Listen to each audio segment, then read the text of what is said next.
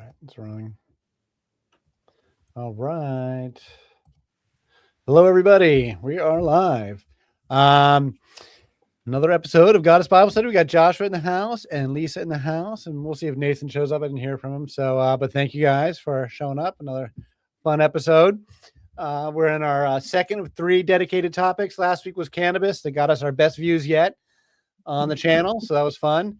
I'm very curious to see if this topic gets any views, considering how the hot button political nature of it right now. And then next week we will do child sacrifice, or the next episode will be child sacrifice. That'll be our third of the 3 special topics, and then we'll dive back into the narrative, the Bible narrative. But anyway, here we are, transgenders in the Bible and ancient world. We got one of our best ChatGPT images yet. We got the god Hermaphroditus, who we'll be talking about. But I got my second boner past YouTube censors on the YouTube thumbnail, so I'm proud of that. We're going to keep trying to get as many boners as we can. More boners we can work into this channel, the better. I figure. Nobody complained. I was wondering if anybody complained on when I sent out the Substack. I was nervous for him. I was like, should I change the image? But no, I went for it. There's so many images of the phallus and archaeology. It's amazing that we were even some people are offended over it. So well, Christians are offended by it, but so Western culture is offended by it. But there's a lot to be said for playing with fire and for being controversial. Yeah, I know. I can't attract controversy when I try, man. No one pays attention. All right. So in this week's Goddess Bible Study, we focus on a special topic: trans folks. This is a hot button political topic these days with a lot of sensitivity around language choices. And some people may object to my language choices here, but I'm going to stick to the most accurate language I know. And you can't please everybody. Now, I did not write up any of the political stuff in this written document, but I do want to talk about the political stuff because there's a lot to be said about that, about the contemporary. Because I actually I'm very sympathetic to trans people, as you'll see in this piece, but I'm not sympathetic to all the political arguments being made right now. So anyway, transgender people have existed throughout history and across cultures. And they were highly celebrated in goddess traditions of the ancient world, often serving as shamans and high priests. They appear in both the Old and New Testaments, as well as in neighboring cultures. Many of the great goddesses, such as Ishtar and Cybele, were themselves transgender. Gender bending represents the unification of paradoxes and the wholeness of creation. Trans people had great names in the ancient world. A few examples include, these are people we'll be talking about, the god Hermaphroditus from Greece, the Qadesh, the holy ones in the Bible, the Galli priest of the great Roman mother goddess Cybele, the Megabyzi at the temple of Artemis in Ephesus, the Gala priests in Sumer, the Enaree shamans with the Scythians, as mentioned by Herodotus, and the Hijra in India and the Kathoey in Thailand, who are still around today. The Kathoey are the ladyboys in Thailand, and these folks are still either contemporary. They never went away. And try and pronounce this right. Ardina Rishvara is a Hindu god, a composite androgynous form of Shiva and Shakti, Shiva and his consort Parvati. But really, it's the heart of the Shiva Shakti traditions is this androgynous god that's half male and half female. And I'll show you that. That lies at the heart of the Shiva Shakti traditions. So merging male and female symbolizes the synthesis of masculine and feminine energies and the inseparable nature of consciousness and matter. It signifies that the union of opposites creates the rhythm of life, maintaining balance, unity, and harmony in the universe. So this is a ChatGPT image that I just asked for a picture of Hermaphroditus, and it actually kicked out something kind of cool here. I didn't use it for the YouTube or thumbnail, but this is an image of Hermaphroditus, the Greek god of androgyny, union, and divine wholeness. Hermaphroditus is the child of Hermes and Aphrodite. Born of both male and female principles, they embody the sacred union of opposites, masculine and feminine, active and receptive, spirit and matter. In myth, Hermaphroditus was merged with the nymph Salmacis, becoming one being of dual nature, neither fully male nor female, but whole. They symbolize harmony, balance, and fluidity of identity, reminding us that wholeness lies not in choosing one side, but embracing both. So it's kind of a cool picture from good old ChatGPT. It's crazy what the AI is doing. So Jesus in the New Testament, Jesus Christ described the condition of male to female transitioners perfectly in the Gospel of Matthew when he said, "For there are eunuchs who are born that way, and there are eunuchs who have been made eunuchs by others.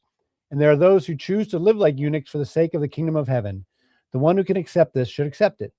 Matthew 19, verse 12. So a eunuch is a castrated man, and that was the common term in the ancient world that would describe today's male to female transsexuals. Jesus describes three types: those who were born that way, i.e., they were biologically intersex or hermaphrodites; those who were made by others, i.e., they were castrated without consent. Generally, this was to work in the palaces, where it was very common; and those who choose it voluntarily for spiritual purposes, such as these priests and that we'll be talking about. There are also cross-dressers who are not castrated, and have their sexual functions, and they serve in the goddess traditions. So those who can accept this should accept it, says Jesus.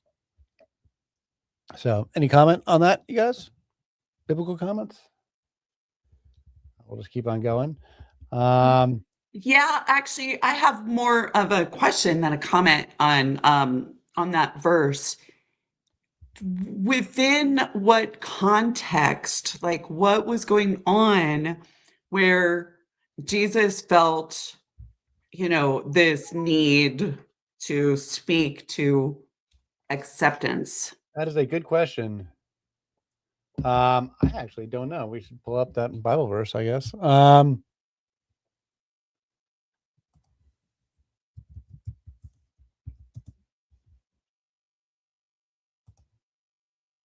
So guessing that, this translation uses eunuchs, but maybe there were other words. Maybe there were other words being used.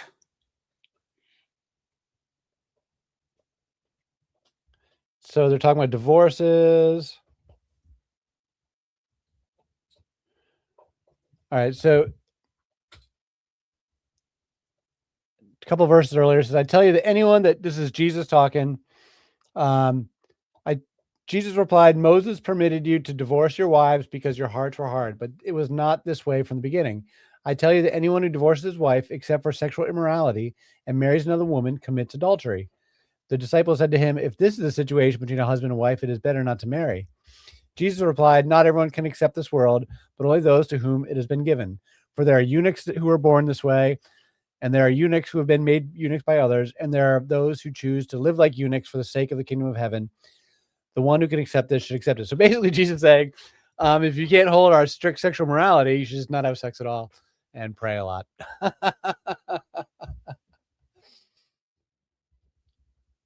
That's funny.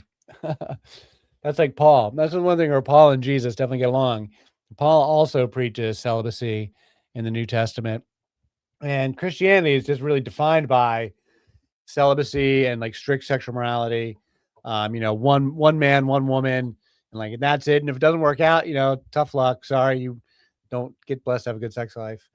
You get the one spouse from teenagerhood, and that's it. Think of argument. We know how much the Bible has been manipulated, but if you behold any of the Gospel of Mary Magdalene, you know for sure that Jesus wasn't all about being chaste.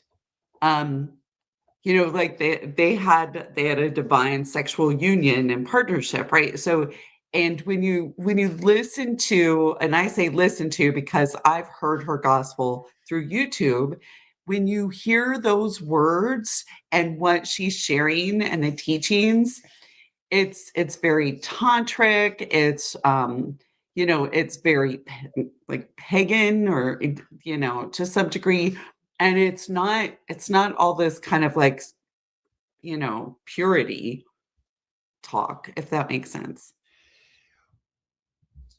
So right. So the question of there's a couple of things there. The Gospel of Mary Magdalene has all the same authorship problems as all the other Gospels. They're all written later. None of it is contemporary to Jesus. And so there was totally pagans who liked Jesus, and whether the historical Jesus actually preached celibacy or not, mean, it was pretty common. There was definitely a sect of Jews that definitely taught that stuff. The Qumran people, I think, were all celibate. Though this is not my field of expertise. And then whether Jesus actually was lovers with Mary Magdalene, I think that's another debate for another night. I'm personally, I mean, you can argue either way, but I'm inclined to believe that Jesus was actually celibate and preached, because I just think celibacy is such a, just this strict sexual, the strict controls around sexuality is such a defining characteristic of Christianity, compared to everybody else. And it's what really separates them from the pagans. And I think it's part of what makes it popular with a certain sect of women who were sick and tired of being abused by their husbands, who were like free to go have sex with whoever they wanted.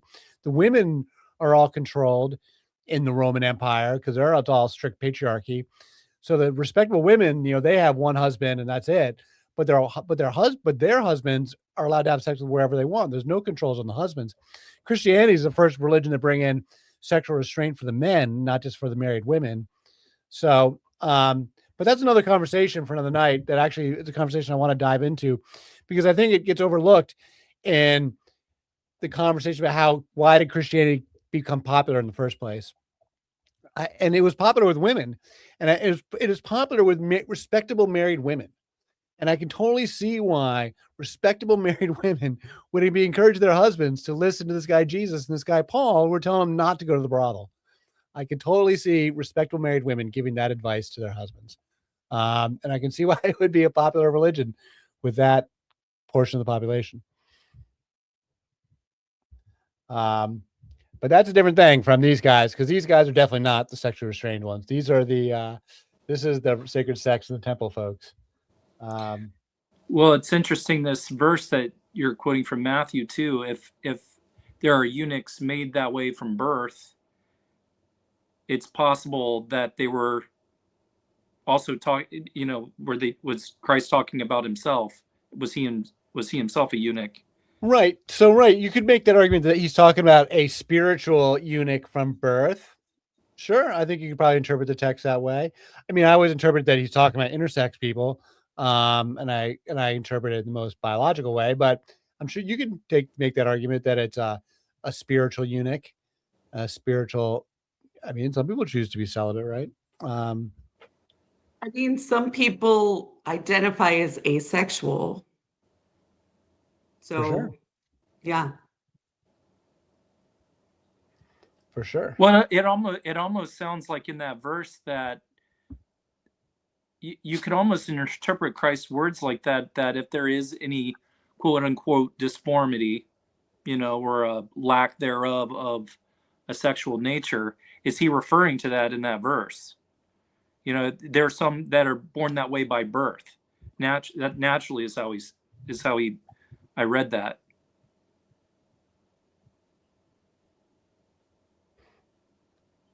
Do you see what I'm saying, Ed?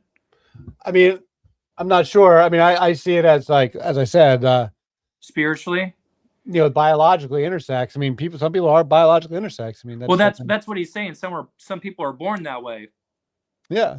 I mean, that's how I interpret it. And what I've never really heard this or came across this in my reading of the patristic fathers, is that he was born as a eunuch. He's definitely considered definitely considered male. No, I've never heard of anything about Jesus being a eunuch. No, no. Yeah. All right, hold on. Let me deal with the dog. I mean, just that he lived as one. So, I mean, according to the mainstream Orthodox view of that he lived as one. Yeah, I think it's interesting, because in some of those earlier, like in the Dead Sea Scrolls, and there is some of in those Gnostic writings, there were Christian sects that believed that Christ had a spouse, and there's definitely traditions of Jesus being married to Mary Magdalene. Yeah. Like, there's no question. Like, there are traditions that are around in France that go way back. Yeah, and so this is the thing with the Orthodox Church. The Orthodox Church wants to claim all this authority and that they've got like monopoly on Jesus. when like in reality, they don't really have a monopoly on Jesus. The Hindus like Jesus. You can like Jesus as a polytheist. The monotheists don't get to actually have, I mean, just as a practical matter, they don't have monopoly on Jesus. Like there were pagans in the Roman era that liked Jesus. There are Hindus. All Christianity's been in India since like the 1st century or 2nd century, like all along Thomas they've been in Christians, India. yeah. So like Christianity's coexisted with Hinduism, and plenty of when I went to India, I saw Jesus stuff all over the place, and people equating Jesus with Krishna. Like it's super common. Yeah. So the Orthodox Christianity does not have a monopoly. So if you want to have a tradition of Jesus being married to Mary Magdalene, you're free and entitled to have that tradition. Whether what's historically accurate, I think that's all up in the air. And I don't think, and frankly, I don't think it matters what's historically accurate, to be honest with you. I think it's totally lost anyway. So who, Yeah. Can it even be uncovered? Yeah. That's the, what would it take for it to be? I mean, the likelihood of finding a text Indisputed. that's a contemporary to Jesus that doesn't come after the Roman-Jewish War is like so like unbelievably unlikely. Yeah. Because Jesus and his people were illiterate, and Yeah. all the texts we get come after the Roman-Jewish War when there's like a political context to the whole situation. Right. So I just think that I just don't think we have any idea what kind of guy Jesus was, except that we know he pissed off the Roman authorities and got executed, and was some kind of politically seditious fellow. But like what he was teaching, I think it's just completely lost. I don't think we have any idea. Anyway, let's get on with this. So in the Old Testament, in the Hebrew Bible, the male transgender priests are called the Qadesh, the holy ones, and they are the counterparts to the female Qadesha priestesses that we've talked about before. They are prominent in the earlier pagan Israelite traditions, and they are pushed out along with the goddesses in the monotheistic reforms. The Qadesh are only mentioned when they are being chased away and insulted. Their names are translated in a derogatory manner. In the English text, the Qadesh are called temple sodomites and dogs, just as the female Qadesh are called temple prostitutes and harlots rather than holy ones. The Qadesh priests are uniformly condemned by the biblical writers as a sign of sexual degeneracy by bad pagan kings. Their removal under the reformer kings of Yahweh is celebrated. Ultimately, laws were crafted by the Israelites that forbade the practices in sacred settings. The Qadesh appear in the biblical narrative during the periods of religious reform when the Yahweh alone movement attacked and attempted to destroy the old pagan Israelite traditions. We'll be digging into these stories in upcoming episodes of God's Bible Study. So scholars generally associate the male Qadesh as being the equivalent of the Roman Galli priests, who are well documented. So scholars debate the historical usage of the terms eunuch, Qadesh, sodomite, and others. And admittedly, these can be slippery terms. We can see in contemporary debates on these topics how fluid gender identity and sexual practices can be, and it was every bit as fluid in ancient times as well. So we only have limited information to draw conclusions from, but we do know with certainty that gender bending is an ancient practice and was highly celebrated in many societies.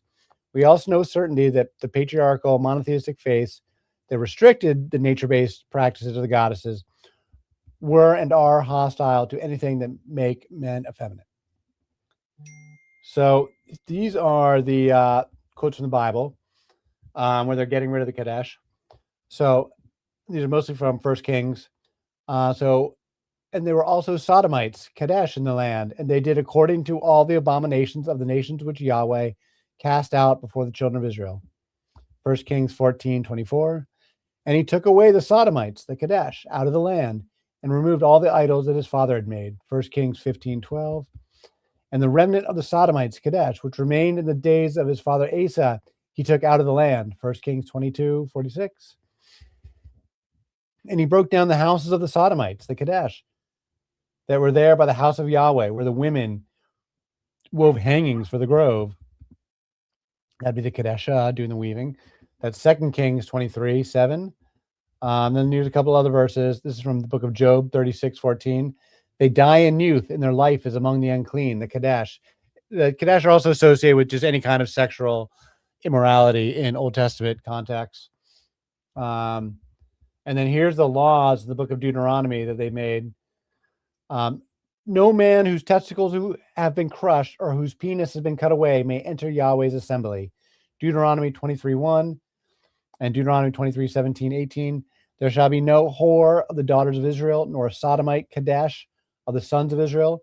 Thou shalt not bring the hire of a whore or the price of a dog into the house of Yahweh thy God for any vow, for even both these are abominations unto Yahweh thy God. So these are the ones where they're banning the sexual ritual sex practices and like collecting money from sex and giving it to the temple. They're saying there'll be no whores of the daughters of Israel or sodomites of the sons.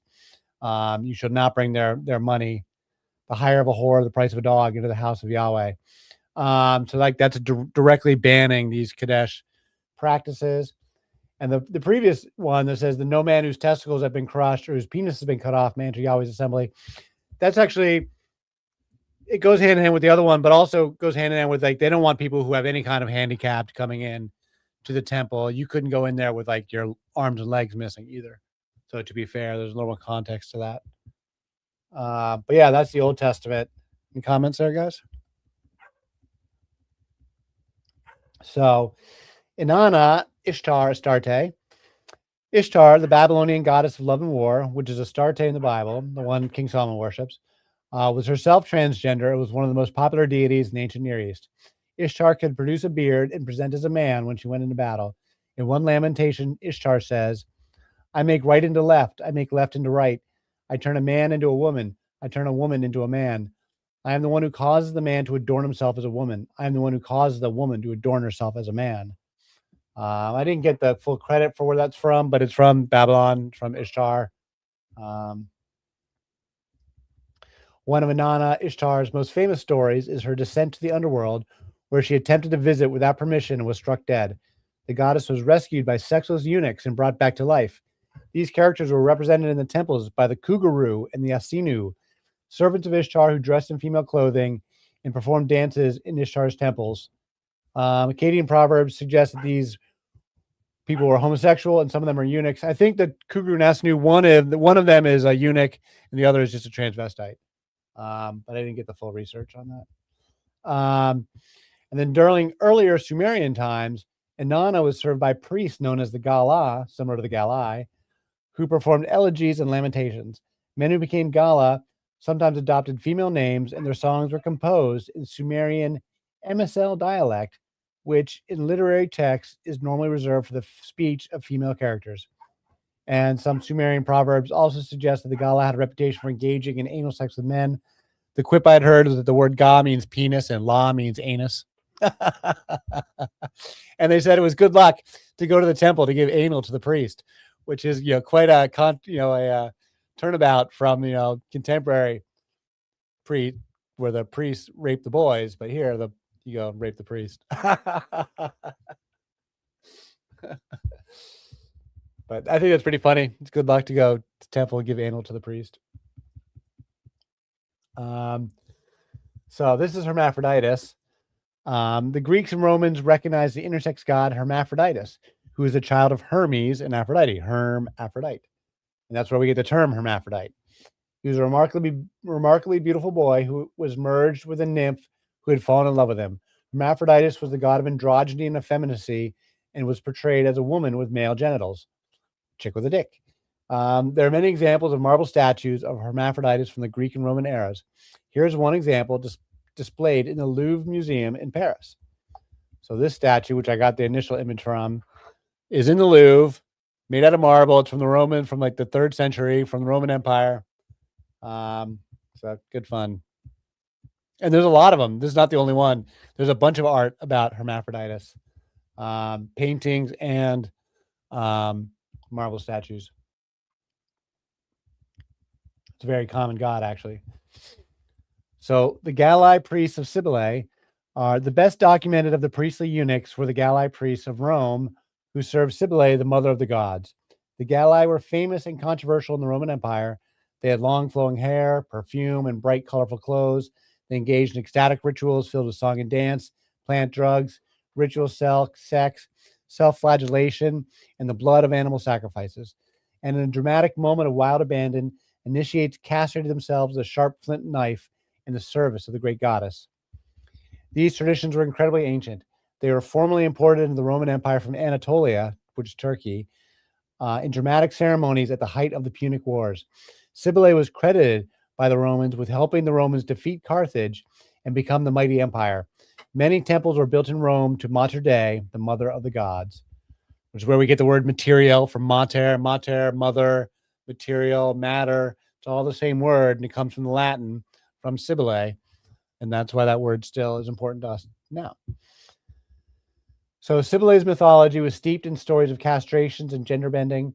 In a famous poem, the Roman poet Catullus detailed the shocking moment when a new initiate, lost in the frenzy of the wild, intoxicated celebrations, cut himself and bled on the forest floor and turned from he into she. I should have pulled that quote. It would have been smart. Cybele's Galli priests were both honored and marginalized. At this late stage of Roman paganism, hard patriarchy and machismo dominated the culture. The effeminate Galli contradicted all notions of Roman masculinity, and they were confined to their temple most of the year. The biggest and most famous pagan temple in Jesus' day was the Grand Temple to Artemis at Ephesus. It was one of the 7 wonders of the ancient world and was a major pilgrimage spot for centuries. The Megabyzi were the transgendered eunuch priests who served Artemis at the Grand Temple. The Temple of Artemis makes a cameo appearance in the New Testament when the Apostle Paul visited and nearly caused a riot in Acts 19. When they heard this, they were furious, began shouting, "Great is Artemis of the Ephesians." This is a story where Paul goes and tells them to stop worshiping their pagan gods and stop making statues, and they all got mad. It's one of the few times a goddess is named in the Bible. That temple at Artemis, that temple at, little side note, Ephesus, where they had this massive temple. This temple was really huge. It was sacked and burned down by Christians in like the 4th century, completely destroyed.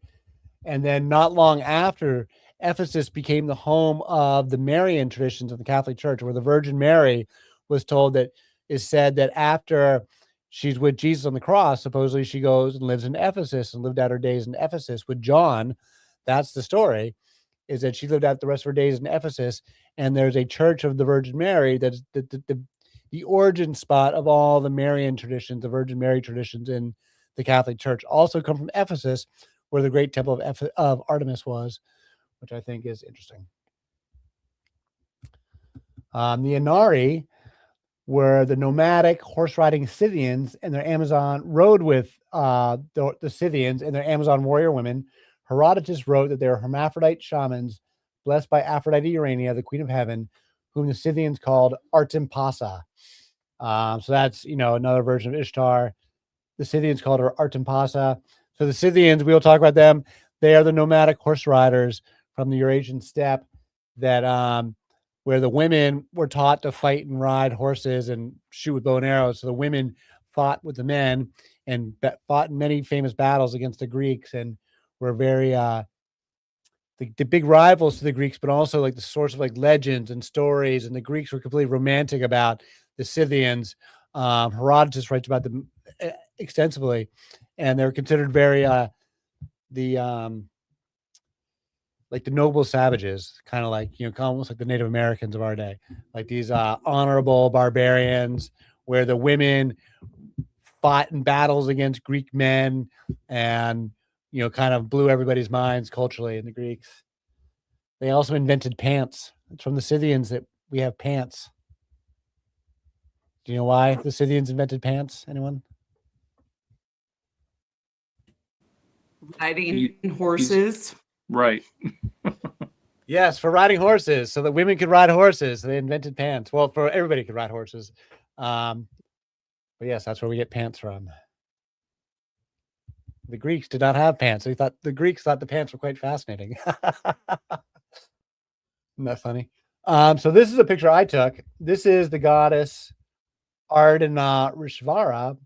So when I was in India, I went to Varanasi and I visited this ashram of this sadhu, this guy named Lali Baba, who's a very famous Agori sadhu in India. The Agori being like the guys, the Shiva worshippers who cover themselves in ashes down at they go down to where the cremations are happening down by the Ganges River, and they cover themselves in the ashes from the cremation piles. And, they're like the most hardcore of all the, holy men in India, kind of controversial. Anyway, this guy's really cool, and he invited me into his ashram. I got an invitation, and he had this enormous altars with all these lingams on it.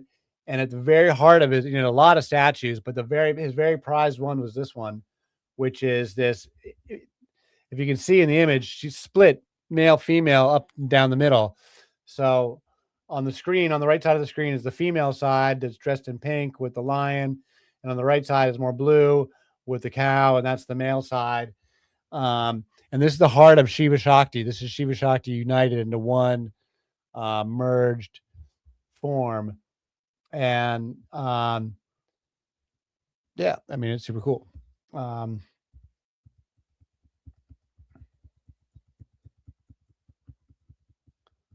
So the Hijra of India and the Kathoey of Thailand, transgender traditions never disappeared. They lived on around the world and continue today. Some examples include the Hijra of India and the Kathoey ladyboys of Thailand, Cambodia, and Laos.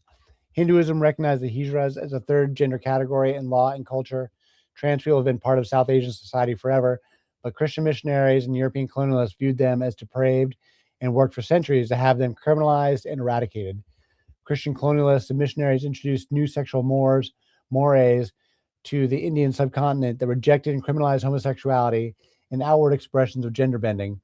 Today, the Hijras and Kathoey continue to survive, albeit living on the fringes of society and forced into begging and prostitution to earn money. Trans people have been around forever. They have unique identities and proud histories, sometimes venerated, sometimes persecuted. Trans people have always been visible and held distinct roles in society. Whether it's musicians, sex workers, shamans, or priests, trans people tap into possibilities that most people cannot access, and they should be given their space to flourish. All right, so that's all I have prepared.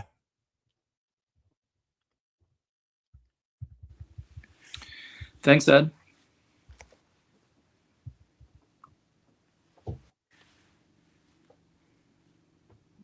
So yeah, I think what I'm wondering is what other writings and evidence might exist around, identifying eunuchs or, transgender and hermaphroditic people that existed, and, the ways in which they served as, clergy, priests, priestesses, in those kinds of roles. Because, you hear about these things.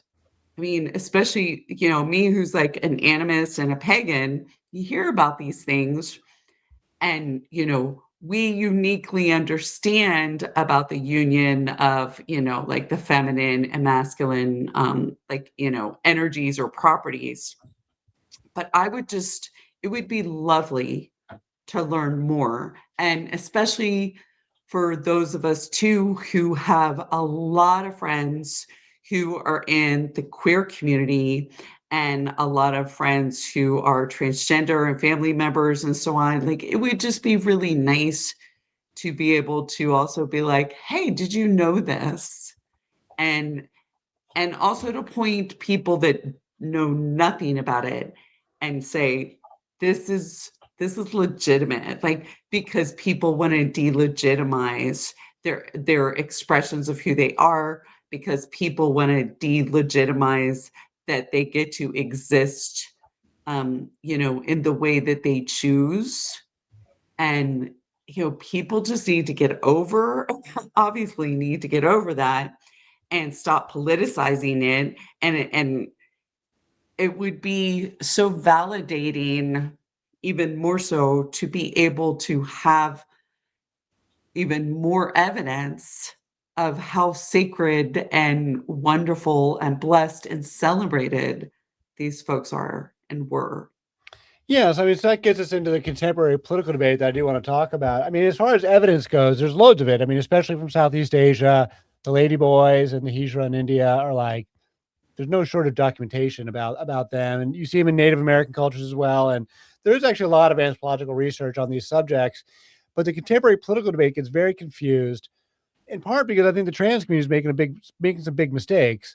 And they're harming themselves and inviting blowback by making claims that just are not jibe with these traditions. Nowhere in these traditions do they say trans women are women. Trans people are their own distinct categories of people, and there's no need to redefine men and women. And likewise, the stuff with children, they just got to cut it out. So I really draw the line politically with harming women and children, and this whole notion that we need to redefine. When Judith Butler came down from on high and told us all to redefine that we don't know what a man and woman are. This is ridiculous. We know exactly what men and women are. There's no need to redefine men and women from traditional notions, and we should use the proper terminology. This is why the term transgender is like an umbrella term, but then they're acting like there's no difference between a transvestite and a transsexual. There's a huge amount of difference between transvestite and transsexual and a hermaphrodite. These are three distinct groups of people that have living very different lived experiences, to having very different, roles in society. And the ones who are cutting off their genitals and we're going to sacrifice their sexual function because it's so important to them. And I'm actually totally sympathetic to it. I think there's a certain category of men that actually benefit from castration because people have been doing it voluntarily for thousands of years. And there's loads of documentation of, the Galli priests in Rome. These guys are not, there's a lot of documentation about those guys. And there's attestations from that era of men smashing their testicles between two stones voluntarily because for whatever reason, biologically or for whatever psychic reason, their testicles are a source of trauma and pain, and the testosterone coursing through them is like alien to their body, or I don't know. People describe it in different ways, but there are lots of men for centuries upon centuries who have been begging to be castrated. And if that benefits you, knock yourself out, but it doesn't make you a woman. And likewise, the cross-dressers who have a sexual fetish about this stuff, and they want to say they're women and they get access to women's locker rooms and women's sports. This is nonsense. Get them the hell out of there. If you want to be a cross-dresser and have a sexual fetish, knock yourself out, but it doesn't make you a woman, and they shouldn't make this claim.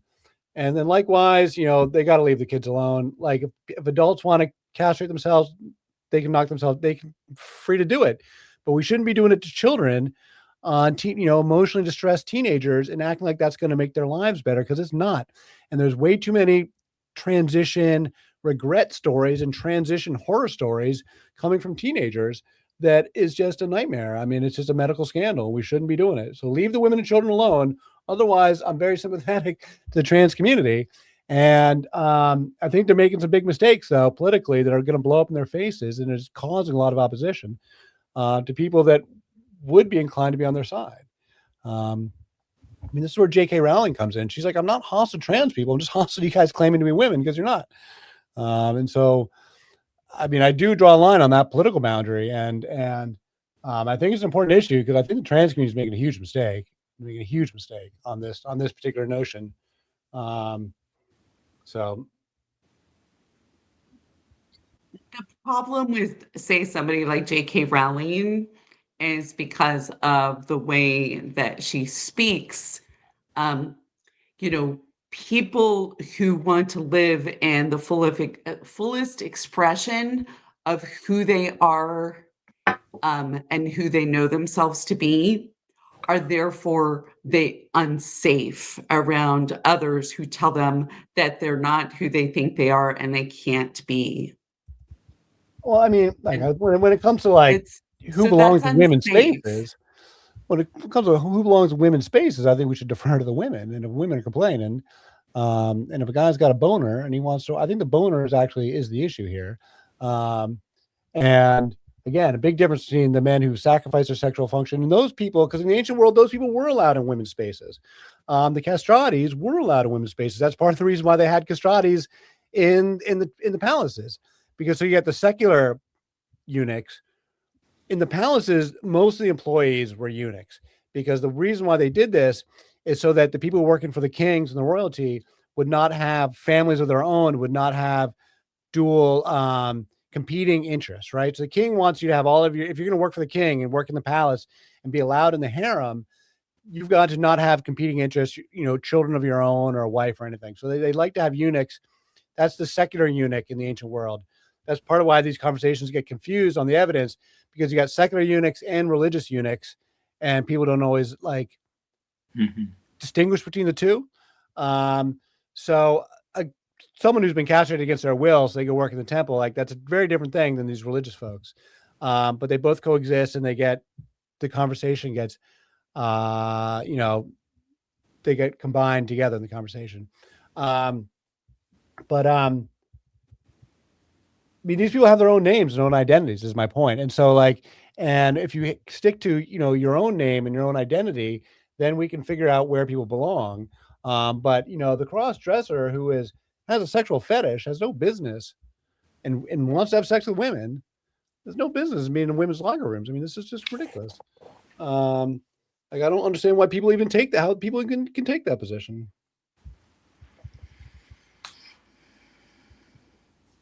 I mean, my mind is going in like so many different directions. I see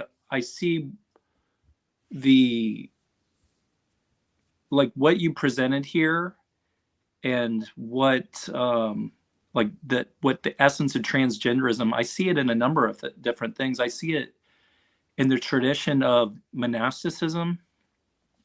I see it in the theology of the church around the angels, the way the angels are depicted in iconography. Very transgendered, I would say, depicted to be, effeminate boys. I think we could probably pull up some images of these. When you think of like the monastic rites, long hair is always associated with women. Well, the men were not supposed to cut their hair, so they grow their hair out, but yet they would have long beards. Very hermaphroditic thing to have a long beard and long hair. So it shows up in different forms that we might not always attribute to, they kind of, we don't even see them anymore. You would see a monastic now with very long hair and a beard and say, oh, that's a very masculine monk there. But when you look at it, that's a hermaphroditic expression, really, you could say. So it might these things just take on more the tastes of culture that, we don't even notice them. Like, we notice the more ancient expressions, but we might not even notice the current expressions of these same basic teachings here. When a monk goes into like the monastery or lives, or whether it's a he or she, that they become asexual. Well, what is that? I mean, that's a neither male nor female expression of life. So what does the hermaphrodite speak to if they have both sexual organs? Like, what there's a theology here, is what I'm trying to kind of pull out. What is it pointing to? What is this transgender thing point I do to? think it points to like this union of opposites and like the totality of bringing everything together. Mm-hmm. That I think, and it's an interesting point about the monasticism and the long hair. I was trying to think in my mind about because like the contemporary Christians don't really keep their hair long, right? Not in the Catholic Church, not the Protestants. They don't grow their hair long. But some monastic groups probably do. I guess when I'm speaking from a Eastern Orthodox, Greek Orthodox, Russian Orthodox. Do they grow the their hair Roman long? Catholics have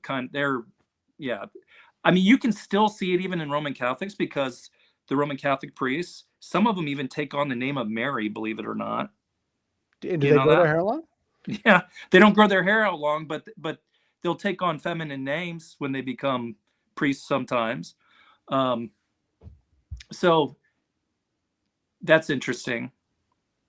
So that's just another form of like how they it's still that same thing where they're blending the male and the female in their asexual lifestyles.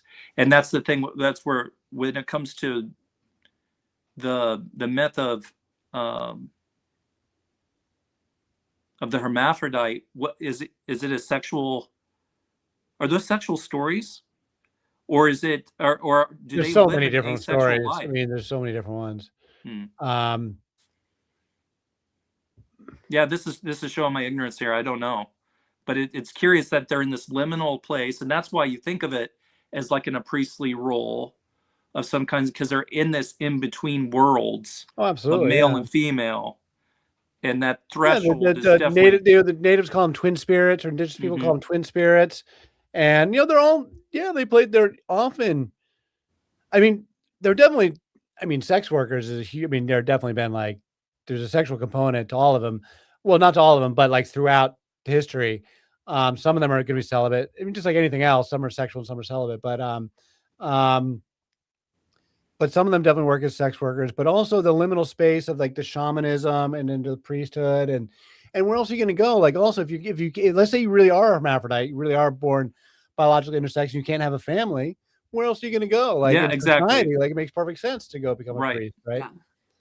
But So Joshua, some of the people that you were talking about, like the priests who like grow their hair long and maybe take on like, say the name of Mary or a feminine name, maybe they are in a sense, the more sort of like monastic eunuch types where they are, dedicating themselves, and also maybe there's some part of them, or maybe they are queer, right? And so, but also maybe very spiritual and love God in whatever form that is, and decide that they want to commit themselves because it's a safer place for them, than society. It gives them a certain amount of shelter, right? Yeah. Well, Yeah. we know that a lot of times that these places can become shelters, and then those more base things, they become scandals now, but in the ancient world they contained these scandals within themselves. They knew it, whether it's at monasteries, it's, things happened, Mhm. that's not a secret. That's been going on a long time. Of course. Yeah. I mean, yeah, to live, and as either a nun or a monk or what have you, like oftentimes was to have some sanctuary and some community for people who weren't, straight, cis, het, whatever, and it provided them a sanctuary, Yeah. provided them safe space, gave them company. And certainly a lot of them are and have been having sex with each other Oh yeah. forever. this is my question. It's like in the monasteries and Christian monasteries where they're supposed to be celibate, how celibate are people really? Like between the men and the women both? Like, and what's the level of sexual activity among priests who claim otherwise? Always been curious about that. Because obviously we know from all the sex scandals that a lot of these guys are anything but celibate. Well, there wouldn't have been rules or laws made if there weren't problems of that sort. And so the canons in and of themselves of the church that forbid it are speaking about something that was going on. So we know it happened there. I think there's those ideals, but today in the tabloids and the gossip, they get exploited. But I think in past years, centuries, they knew that stuff went on. It was dealt with, but it wasn't publicized as like, for the salacious nature and the hypocrisy that we want to label it now. But these were obviously people who did not fit in the normal world. There was something gnawing at them that they needed to deal with, and they would often fight within themselves and go into these spiritual combat zones, the monasteries, and even there's a book that if you a lot of Orthodox Christians read it for every Lent. It's called The Ladder of Divine Ascent by St. John Climacus. And you want to talk about people who go into these into monastic situations because they're basically fighting these inner demons. And imagine a lot of the stuff we've talked about, even on this podcast, when you have theology like instructing you that you're at war with yourself, when you're not even comfortable in your own nature, for all these different reasons, it creates a lot of psychological profiles where I think it makes people psychologically ill. And I think in the milieu of some centuries of Christianity, this was more intense than at others, to where the sexual side of the person was not honored, and it created a lot of psychosis. And you can read these psychosis in these early writings of these Christians who were going into the monasteries, and to the extent that they purified themselves of their passions, they became saintly, and even, have stories written about them that are passed down to us about why they're saints for overcoming their sexual because they were extremely sexual, and then they gave it up and became I met a guy like that who's a Catholic priest around here. It was he was a pretty like masculine guy, had been a soldier and stuff. He said he'd lived it up, he'd had women, he had been in relationships, and then at some point, like, I don't know, he was 30 years old or something, he gave it all up to become a Catholic priest. And he's still like this cool guy, rides motorcycles and drives like trucks and stuff, and like pretty funny guy to talk to. I told him about all this stuff. He said it was dangerous. Well, I mean, this is dangerous. I just have this sneaking feeling that when you allow human beings to be completely free and just naturally in their own bodies, it doesn't create all of these it doesn't create all this inner chaos that wants to like work itself out, because it's just in an inner chaos. It's trying to reconcile all these judgments of the world, say this is bad, or this is evil, or you shouldn't do this, or you shouldn't do that, and it's actually creating a lot of these so-called sexual deviances in our society, where if people were just allowed to be more comfortable, we wouldn't even have these extremes, in my opinion. That's my suspicion. Here's the thing that underpins all of this. Monotheism, Christianity, it thrives if there are only two sexes, male and female. Whereas legitimately in the world of nature, the natural world, that is not the case.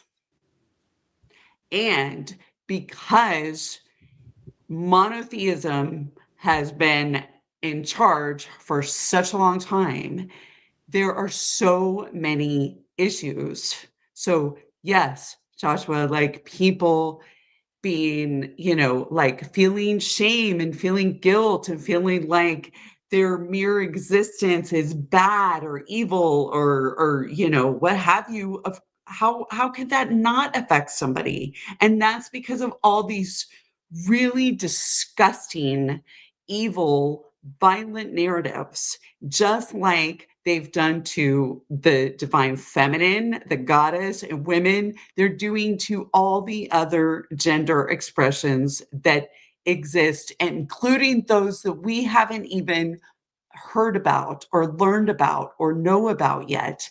And the thing that is one of, I think, the gifts that we have yet to fully realize and understand is the uprise, the uptick of more gendered expressions and people being more fluid in their gender and switching or what have you, is that gender in many ways is a construct, right?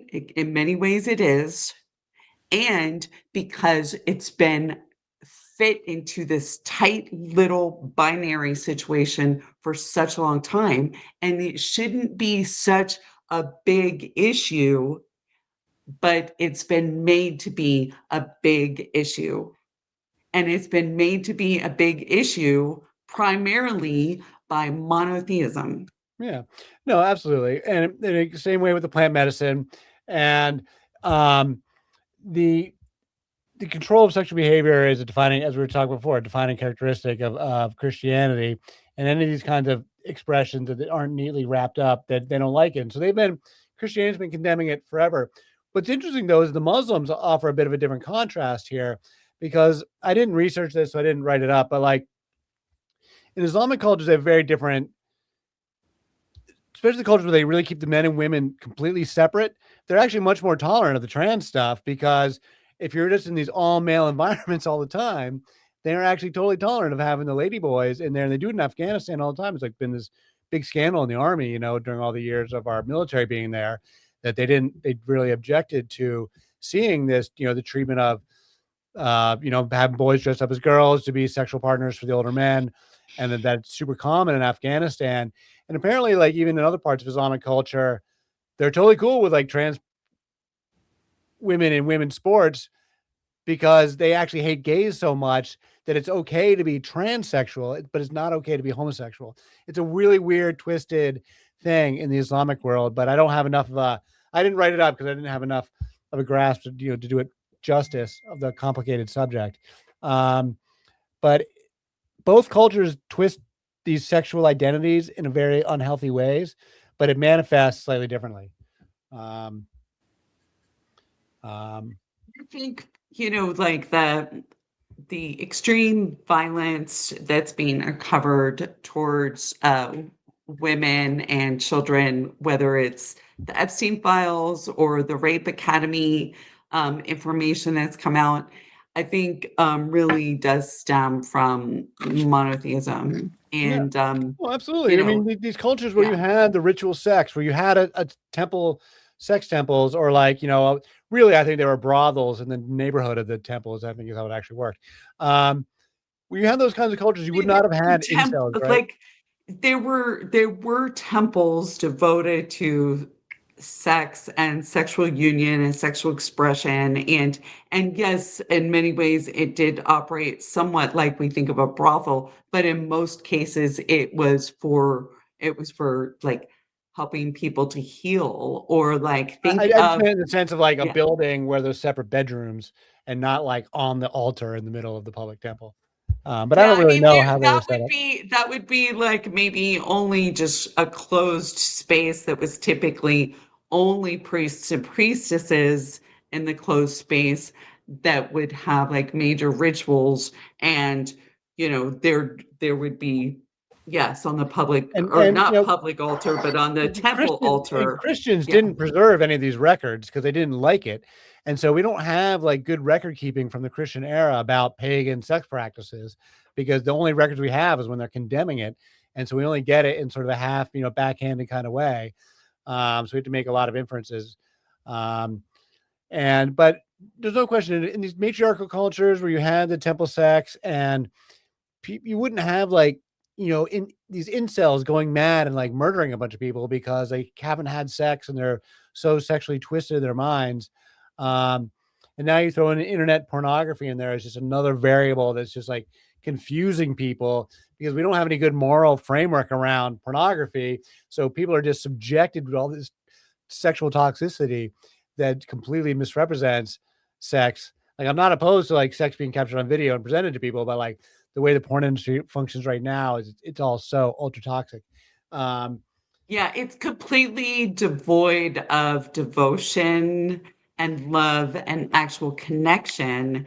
And so it's like, you know, it's almost like cutting the body in half, but this way, not this way. Right. Yeah. And Well, so, the sex work, when you look at just the history of religion, when you first start to see the rights of the hydroxgamos, it was an act between the king or and participating with the priestess who represented the goddess for the profundity of the earth. We've talked right. about this. Yeah. That's where the root it came from. It might have over the centuries turned into something else, but we know that that was a ritual act of participating in the seasons and the life, and which was really a worship of life. That's what we're And it's really dealing magic, with you know, here. so it's like, you know, it's It was a king's marriage to the earth, to like the land that he would oversee or rule. It was his marriage to the earth. That was part of it. yeah. And then the farther back in history you go, when there were more and more nature-based traditions, the more sexual the cultures were, because they believed that sex makes the flowers grow. That's right. And so like there's no, why not have sex? And so like in the old Sumerian cities, like when they're talking about an Epic of Gilgamesh, and that kind of culture, having sex in the street was like a good thing. And if you came to a town, you would want to see people having sex in the street because that was like a sign that the town was lively. Right. And if nobody's having sex, it's like a sign the town is dead, And so public sex was like celebrated and encouraged and like, hey, come on, grandpa, let's go down. And Ed, this is exactly where I was trying to go when I'm glad this came out, because I think the more we have drifted away from that natural state that we're in, and we put a lot of blame on the Christian tradition, but even in just the wider Greco-Roman culture, or maybe even in the Persian cultures, where the Zoroastrian culture, or Egypt, the more we've gotten away from being more natural to what we mentioned, these expressions, this frustration of not being in tune with the natural body, it creates these psychological profiles where people are needing to express in this way, even in our art and culture, and hence the hermaphrodite jumps out, or hence all these what we would almost call like disturbances of the psyche that's trying to get back in touch with its more natural state. You see what I'm saying? Like, is it because of the repressive part of the culture itself in society, the world? Is it creating these problems?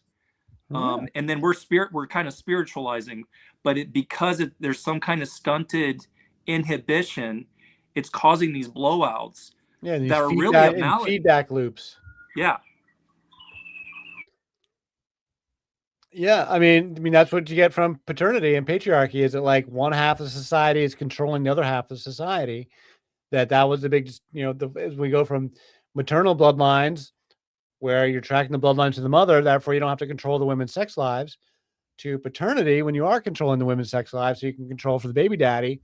Now you turn into these high control societies that lean more and more towards these centralized command and control structures that people still want today. Even, the Marxists still want, communism is all about centralized command and control. So you see it in all political sides, controlling everybody. There's always somebody who wants to control everybody else. And it starts with the controlling sexual behavior. Like that's at the heart of it. When you talk about broad social control, sexuality is at the heart of it. It was because it's, like say to rape or to assault is to assert power and dominance versus, for like pleasure. It's a very different act. It's an act of violence, but it's for power and dominance. It's not an act for pleasure. Right. Totally. Yeah. And yeah, anyway, go ahead. I mean, it's all part and parcel of like half the society controlling the other half of the society. And that's the opportunity we have now as we go from the Iron Age into the Space Age, and all the economics is changing and all the technology is changing, is giving women the opportunity to reassert themselves and reclaim their independence from male domination. But I mean, it's not going to happen overnight. It's a project of generations and centuries. Ed, I think you're bringing up a really important point right now and possibly how this whole transgender thing could be used in a more psyopic way in this new space age, where there is a kind of a desire to do away with sexes, to depopulate, to actually make an androgynous asexual world of transhumanism with that could be really truly dehumanizing in the sense. Well, that's a whole nother conversation about the technological transhumanism and the merging humans with machines, and the singularity, and there's sort of the high tech transhumanism, which is a whole separate conversation from the ancient world transhumanism, although they're still related. There is mean, I don't trust the oligarchs, and I don't trust, and there's some sordid stuff going on among the oligarchs where they're taking things that are sacred and making them profane. And there's some of that going on with some of this top-down techno transhumanism Yeah. that's a little difficult to discern. We're sort of in the fog of war right now. It's a little hard to discern what's happening. It's a very smoky battlefield. But there's Well, I very think they're disconcerting playing things with it with happening. the surgeries and with the sub.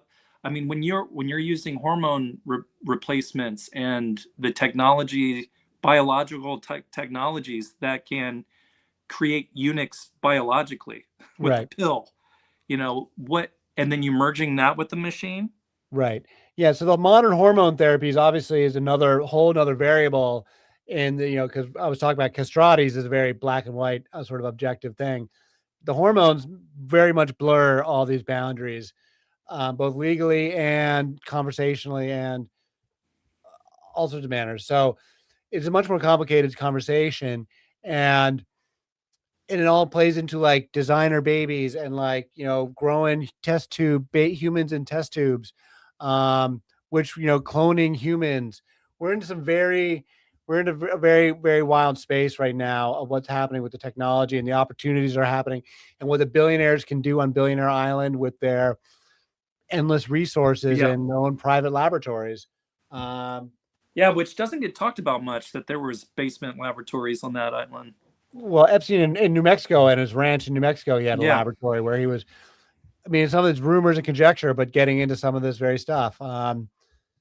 Definitely into like DNA genetics kind of stuff at a minimum. Well, I think it relates to the topic of our group here. I mean, it is part of the more we God is don't coming back. define the It is divine. absolutely part of. I mean, this is one of the key pieces of evidence I make about why do I think the goddess is coming back in the 21st century. Trans people all over the place, plant medicine all over the place, cannabis all over the place, sex, drugs, and rock and roll all over the place. This is all part of the messy process of the goddess being reborn into our society. And even when our team sometimes makes mistakes, like all this stuff is like kind of coming out, like it's bursting wide open onto the streets, like it's spiritual battlefield. Like this is like a theological spiritual battlefield, and which I think is important to like sacralize this conversation and take it away from the secular, just a secular conversation of the material body, but make this much more of a sacred conversation again, because I think that's where the trans people are missing right now. And because I tried to actually really market to the trans community like 2 years ago, 3 years ago. And I was kind of shocked by what I was hearing coming out of that community, and I backed off. But I was trying to say, hey, the argument you were making before, Lisa, I was like, hey, you guys are in the Bible. Don't you know you guys are called the holy ones? Isn't this neat? Isn't this interesting? I had trouble getting that conversation going. It wasn't a conversation people were really interested in having. But with like some of these trans podcasters and stuff. Yeah. And also, you are going to present as not safe. Right. I mean, that's just, you're not going to present as safe to that community. So that's going to be hard to win over some trust and form some relationships and things. I think that there is something to be said of you have the monotheist and you have a monologue where you are told what to think, what to do. It's very totalitarian. One of the things about our worship of the goddess and the idea that there is two is that there is a dialogue. There's a two-way conversation. And I think what has to happen is more communication has to happen.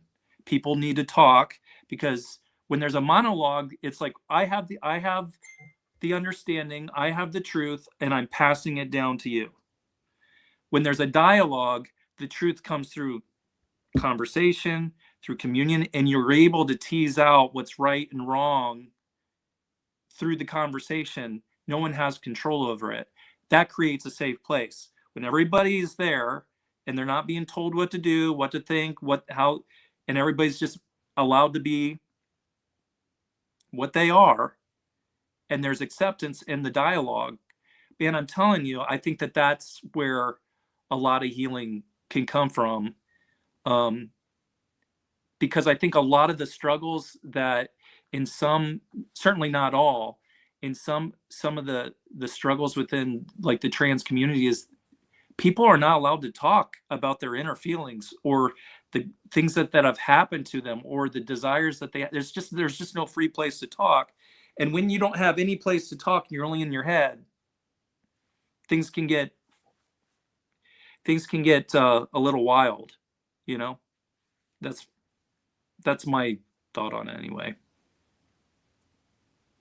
Something that you said though too when you first started talking about that and just now, like the monologue piece, whether that's in your head or where a lot of the monologue maybe say is coming from religion and society, it's a vertical thing. Like Yeah. that's vertical, right?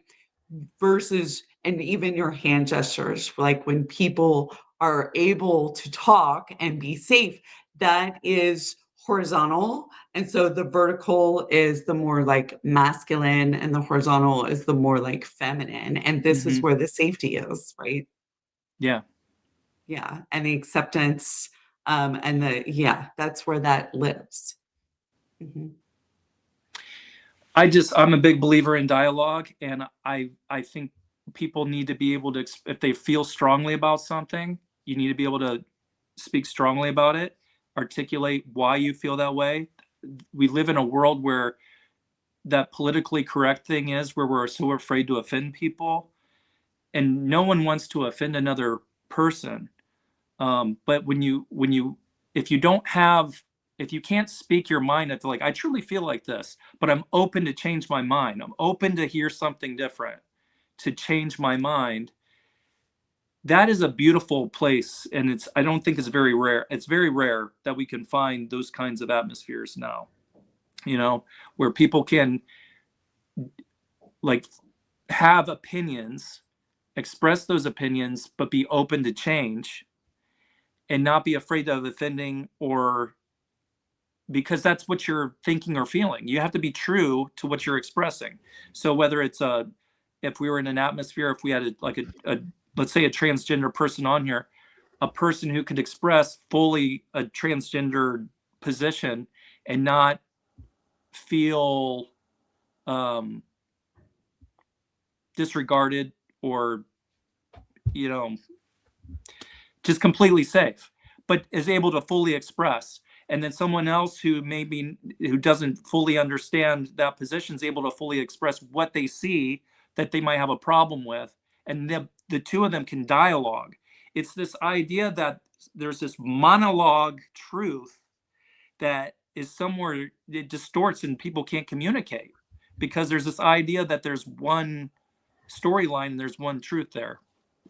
Here's something you have to watch, Joshua, is when you put the labor onto the marginalized person to subject themselves to, say, talking to or educating the person who is, say, in opposition to them, like they're being put in harm's way, and they're already having to do so much labor just to exist that they're put in a additional big time harm's way to have to do the labor to try to educate somebody or bring them along, especially when it's really direct. Although a lot of people in marginalized communities do take that labor on because they're trying to help other people understand.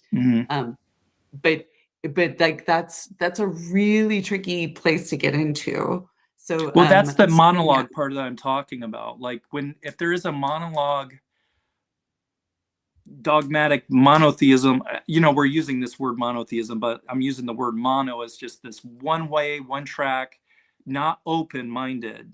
Because if there's just one, you don't have to be open-minded because there's just one. You don't have to be respecting another. You don't have to think about another because there's only one and you're the enlightened one and you have the answers and you have the truth and there's only one way. There's no dialogue in that. There's no reasoning in that. Because there's only one way.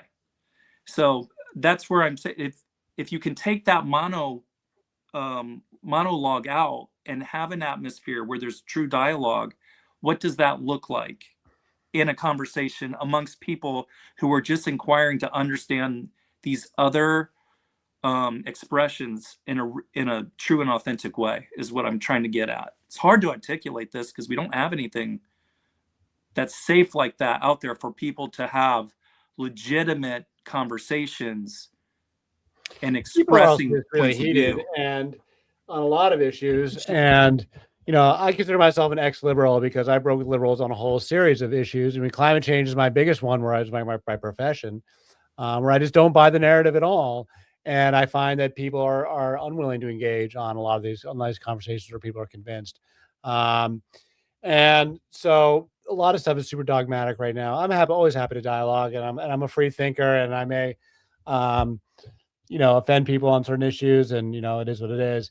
But like, I'm actually super sympathetic to trans folks. I really always have been, but I also think that there are some political mistakes to be made. And I'd love to dialogue with them, and I'm always happy to dialogue. But it's like, I think it's such an important thing. But like, when I try to talk a little about climate change stuff, they don't want to hear it. Hold on. Don't want to hear it. Hey, Lisa.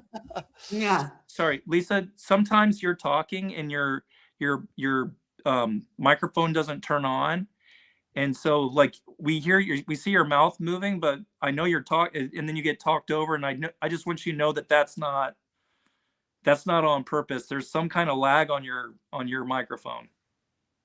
But what I wanted to say is that one of the structures or the systems that might work to really have the kind of conversations and dialogues that we are referring to would be like a truth and reconciliation type of structure or system that really needs to happen in this country regardless on so many levels. But that might be a framework, something that's mediated, but where people knowingly decide that they're going to enter into that conversation, and with like the structures and the rules and like the vetting, that you're coming in there with your whole heart and an open mind, versus just to like, talk about what you think and feel. Right. And there's a difference there. To be fair, I mean, I get it why trans people feel like beat up on, because there's in fact this whole community of people that really do hate them and really do want them. I mean, the Christians don't want them around, period. So much violence has been committed against that community. So, everything I say comes from a place of empathy, because like, I recognize that the Christians don't want them around. I mean, they were shoved under a rock for the last 2,000 years for a reason. It's not by accident that they were shoved under a rock and like beat up on sight, and why that they have lived on the margins of society. Like, we know why they're living on the margins of society. We know exactly why, and we know exactly what the forces are against them. And that's why this is a spiritual battlefield. This is why, I mean, they are important allies in the God's fight here. Like, they are an important piece of the puzzle here. I want them on our team. Because truth and reconciliation is a perfect idea. Like, we need it with the natives, for sure. We also need to do that with the Black community for slavery, right? So like, so much needs to happen. We even just to do that with the land itself. The land itself. Yeah.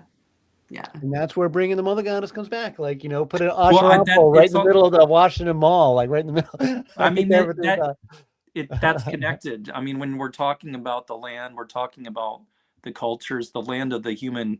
It's no accident that like many religious traditions say we came out of the clay of the earth. So the land is us. So when we're talking about the mother and we're talking about our cultures, and we are the clay of this earth that needs to reconcile with the earth, with the mother. So here we are. I propose, I want to see, not that I'll ever see it, but a giant totem pole, like a carved Asherah pole or a totem pole, right in the middle of the Washington Mall, right in the middle of Washington, D.C., right there between the Capitol building and the Washington Monument. Have a great big foot tall Native American totem pole representing Mother Earth. First off, to have a totem pole would be appropriation. Nobody would really fully understand No, the it's part of a ritual. Asherah No, it's pole. part of a ritual that's remerging with the natives. Not as like the government putting it there. I'm saying like as part of a I ceremony. think there needs to be a big yoni. All right. That's what I think. And there's been a lot of rituals performed on the mall. Oh yeah, sure. No, I've done a few myself. Yeah, a lot of people are doing that work, and it needs to be done there, certainly in that space or what have you. And I like to think that it's maybe having some effect, but yeah. Well, you're doing rituals on a lot of symbolism of a very deeply occulted Masonic playground of symbols there. 100%. So well aware. For the record, I've smoked a lot of pot on the Washington Mall over the years. I've done my share of plant medicine on the mall. Yeah, no, this is it is a beast of a situation that we're kind of up against with this. Yeah, I don't know. We could go on about that, but maybe we shouldn't for now. But toppling this power that's so it's so dominating right now. So the thing that I think I wrote to you, Joshua, on our chat, but is like I'm really thinking about this and starting to have conversations because some of us women are already living a very like we've constructed our lives in a more matriarchal sense. But how do we continue to do that, and what more might that look like to go ahead and start creating that within a society that doesn't understand it or how it operates, economically and so on, to fly in the face of what we're having to be subjected to, and the everything that's happening, the chaos, the violence, the authoritarianism, the fascism. So I think that is the conversation that's worth having. Okay, yeah, how do we create matriarchal structures and then live through that way? It's a great question because it's being built on patriarchal system of land ownership, and it's very complicated, isn't it? I mean, you have these cultural structures that you have to like almost like drill down into the ground through. I don't even know if you can even do that. I mean, it's how do you where you have like land ownership where the mother is like owned. Well, I mean, I think I don't know how we do it. Like, I mean, I think it's instructive to look at how it was done in the past, and you see some of the challenges. You look how Native Americans lived in their longhouses with like a bunch of women together, or like in the ancient world, the women would stick together and they owned the property, right? And the men would be sent off to go hunt and fight. Okay, and the men would come and go. But now, literally, our architecture, we build houses around a nuclear family. We don't build houses that are set up for a bunch of like and we call it a commune. We say it's really weird if somebody wants to have a cooperative structure with a bunch of people living together. But that's really what you would need, is to have the women owning kind of cooperatives, and where the women own the more of the property, and the women need the wealth. Like really, I mean, that's really what it boils down to. The women need to keep the wealth. Yeah, we need to be land ownership or land stewardship essentially, and I think also to not have debt. Yeah. I think And like, not and like having that is businesses, a big So you just businesses that are copacetic to women's data, like daily needs, like on a day, like their daily, putting women in men's, creating all these industries and corporations that are all set up around male dynamics and male culture and a male like workday, versus if you set it up from scratch around women's needs with like having babies and menstruation, what are all the different things that women do and need on a day-to-day basis, you would set up your whole businesses totally different. Like the whole structure and the whole daily culture of the business would operate. It's not to say what men wouldn't be around or men can't plug in, but you would set it up from scratch in a very different way if yeah, you were and catering to women. I think we've learned some lessons even in the United States, because there's been places in the United States where people have tried to set up little utopias. Right. And oftentimes it's around some kind of guru of something Right. that always ends bad in these patriarchal guru situations. It's just full of scandal. And I don't, you mentioned a good point though, like maybe the Trojan horse to bust through that layer of that ground from the patriarchal system is to somehow organize a community that purchases that property rights but doesn't belong to anybody. I don't know how I just don't know how to, you almost need a Trojan horse situation Well, to part of it is, get back physical into control. Yeah. I actually think remote work is actually very powerful for women, because one of the things that define women's business, like why do women do weaving and not men? Because weaving is the kind of thing you can do when you got children around. You can pick it up, put it down, pick the baby up. The baby can be running around. The baby's safe. Why do babies not participate in building bridges, right? Because you don't want to have a baby around where you're doing heavy construction. So women's businesses are like, they're not limited to women, but like or not brothels, but like taverns and inns. These would be women's businesses because it's copacetic with having children around and copacetic with not having a fixed schedule from minute to minute, where men do like the busy hard work where they just like stay at it, Yeah. you got to grind it out, shovel. And so remote work, the kind of stuff we're doing here, or the stuff I'm talking about doing my podcast and hiring some women, is like, that's the kind of thing that women can do from home.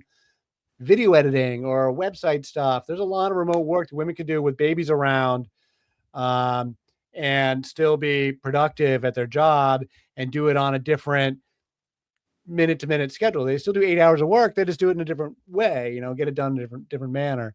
So I think there's a lot of opportunities now with the technology for women to reassert themselves in these ways.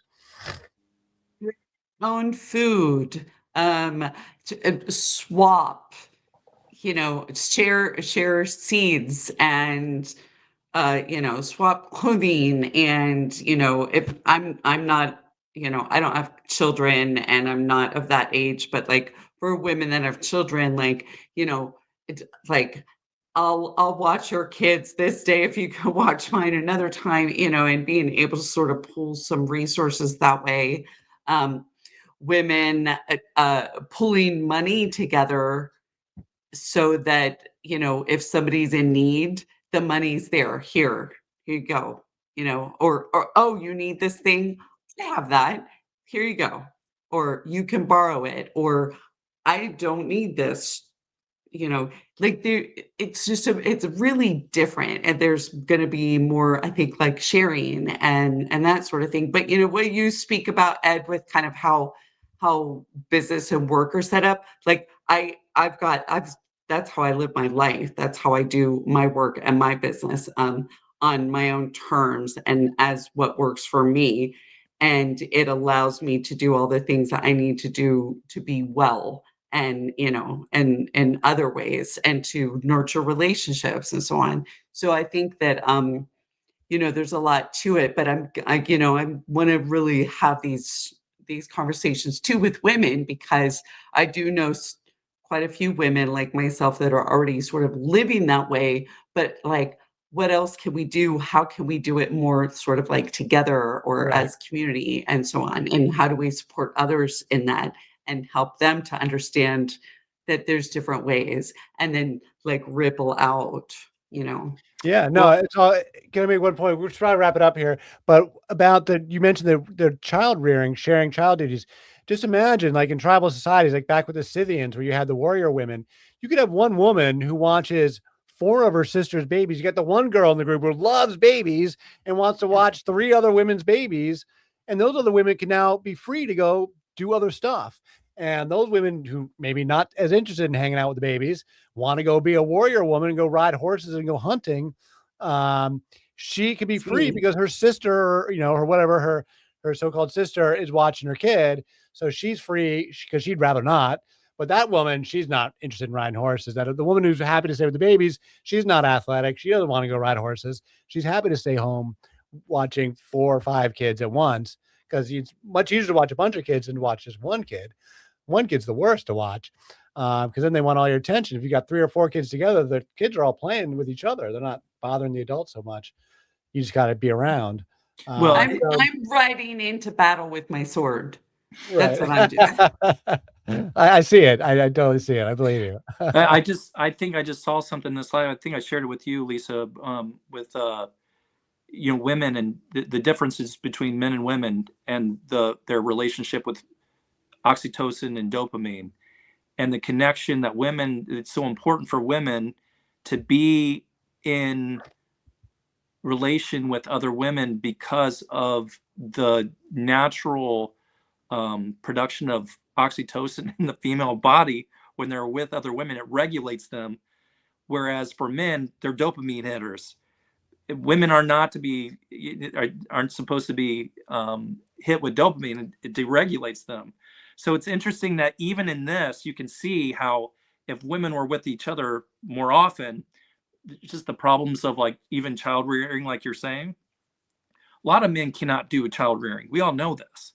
And yet more and more men are asked to do something that they're like almost biologically not even able to do. You know, they're giving it the whole college try. The guys are trying. we're trying out here, and it comes for some men more naturally than others. Yep. You know, some men can do it great, but you know, majority speak. You know, it's not the easiest thing for a lot of men to make those transitions. You know, isolating the women from each other in nuclear marriages. It's like the matriarchy is like a labor union for women. And it has like political power and financial power and cultural power. That's why the women need to women need to unite more, rebuild the matriarchy. It's not enough to smash the patriarchy. You got to build the matriarchy. Well, it's you think about this whole thing about, you know, a capitalistic society versus a communistic society, but obviously capitalistic is more masculine, communism is more feminine. How do we make these two? How do you get a hybrid or hermaphrodite situation for the health of society? Well, I got a lot to say about Karl Marx. We'll have to talk about Karl Marx another night, because Karl Marx is a bit of a misogynistic asshole, even though he inspires all this socialism. So we should be very careful how we define our terms here. I'm not advocating. But no, I think putting the spirituality into socialism is kind of what we need to do. I think the big mistake the Marxists made is like they have these horizontal desires, but then they put it all through a centralized command and control government with a monopoly on violence. And they did not have a spiritualization of material either. So they need the Marxists need a spiritual revolution. That's what we're trying to do. Yeah, we turn the light of spirituality on to the socialists. Give them a soul. All these damn materialists, they're soulless. That's true. Absolutely. All right, let's wrap it up though. It's been more than an hour and a half. Great conversation though, guys. Yeah, I appreciate it as ever. And I think maybe next week. Are we doing next week? Let me see. You said we were doing child sacrifice next. Yeah. Is that next week? No, child sacrifice next. But yeah, I think the next few weeks we're pretty wide open, so we can be right at it. I don't have any huge travel plans coming up, so all right. We'll be banging them out. See ya. Thanks, guys. Talk to you later. Okay. Bye. Thanks, everybody. Bye-bye.